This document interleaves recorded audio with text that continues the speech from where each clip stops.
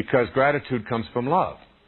See, there's two ways to look at things in your life. There's to appreciate what shows up in your life or to depreciate what shows up in your life. And to depreciate it means to complain about it, to whine about it, to resent it because it's not big enough, it's not shiny enough, it's not what I wanted. That's a depreciation. And appreciation, to appreciate, means to have a sense of being grateful for it. Gratitude, there's a wonderful definition that I use for gratitude. Gratitude is the complete and full response of the heart to everything in the universe. The complete and full response of the heart to everything in the universe. And this gratitude disallows feelings of separateness from what shows up. See, resentment or complaining or fault-finding are things that block you, are obstacles to that free flow. They reinforce the idea that I am separate from that and it's not giving me enough. Gratitude for what shows up and expressing that gratitude with affirmations and regular affirmations of it is a way of keeping that channel clear between you and that divine presence.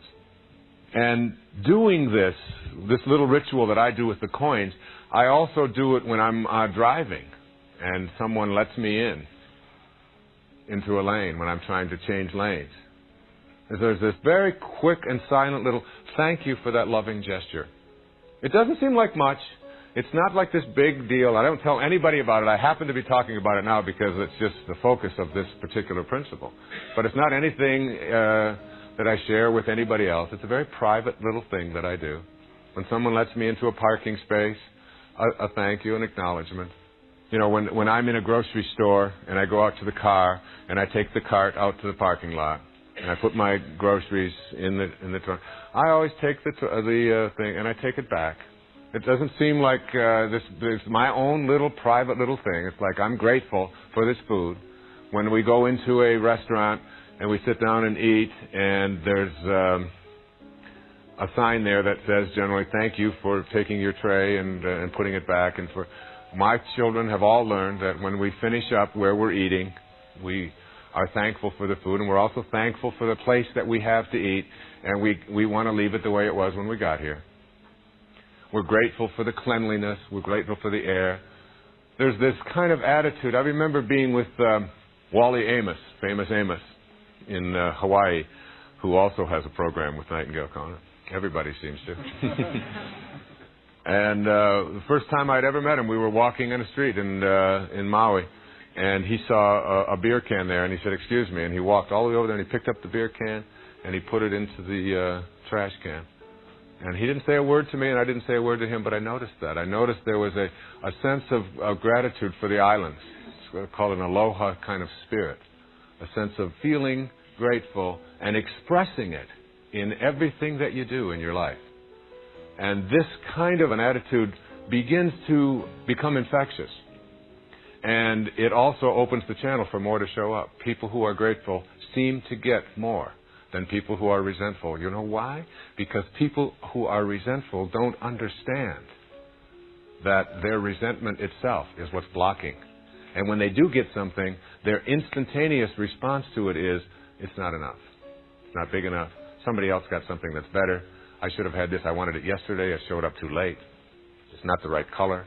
It's not the right size. You know, the endless not feeling of gratitude. There's a wonderful little old joke about a lady who was on the beach with her grandson. And she's walking along the beach. And all of a sudden this huge wave comes along and picks up the little boy, and he disappears. And she just goes down on her knees, and she just doesn't know what to do. This is my grandson. Please, God, send my grandson back. I can't stay.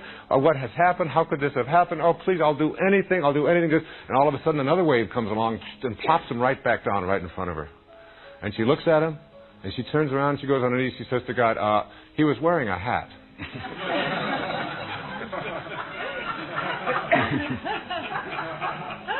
You know. I haven't thought of that story in a long time. This idea is not just good citizenship we're talking about here. It's cultivating this attitude of flow, of allowing, of permitting things to continue to grow in you, because gratitude is love. Now, the hardest part about gratitude for most people is the understanding that you have to also be grateful when things don't show up. And you have to learn, this is the toughest part, you have to learn to be grateful for that which you don't have, and for the suffering that you are going through, and for the experiences of scarcity that seem to be present in your life. Because in essence, until you can be grateful in these moments and understand that you can't have sobriety, generally speaking, without having known its opposite. Everything in the physical plane has its opposite. People who have been through addictions generally know and appreciate and are grateful for those addictions when they transcend them. You won't find very many alcoholics who are in recovery who will say, I resent my addiction days. Instead, what they say is, they were the greatest teachers I ever had. And I couldn't be where I am today without having had those. Now, this is true for all of our experiences. When people say to me, can you really say that you are grateful that your father walked out of your life when you were just a baby? Can you really say that the time that he spent in prison, and the fact that he never spent any money, and the fact that you had to spend early years in foster homes and so on, and away from the rest of your family, can you really say that you're grateful for that? I say, my father was my greatest teacher. I never met the man. But without my experience of learning to rely upon myself as a young boy, I couldn't, as a grown man, be teaching self-reliance today. Couldn't do it. Because to learn to rely upon yourself is something that you have to have the direct conscious experience of. And when you've had it, then you can teach it. And I'm grateful for it. I was having dinner last night with my oldest daughter, Tracy, and I was thinking about her mother and I, who have been divorced for 25 years now. And I was telling Tracy at dinner that your mother, even though we didn't agree and didn't get along, your mother was one of the great people in my life. There are many qualities that both of us could look at in her, and she could look at in me, certainly, and say, these are the reasons why it didn't work. But you can also do the opposite. You can look at this person and say, but look at these qualities. Look at the honesty. Look at the integrity. Look at these things and remember that. And my experience being married to my daughter's mother, to Judy, those many years ago, when I was a young boy, it seems like, taught me how to be not only a better husband later on and a better father, but it gave me direct experiences of being able to transcend my own pettiness and my own inability to relate at a level that I am able to do today. Without that, I couldn't be where I am today. I've often said to people, I am what is called a reverse paranoid. You know, when you ask someone, what is a paranoid? Well, a paranoid thinks that everybody is talking about you and that they're saying terrible things about you. And a reverse paranoid is someone who knows that everybody's talking about you, but they're saying nice things about you. So when you walk by and someone says, are they talking about me? You say, yeah, of course. Why wouldn't they be?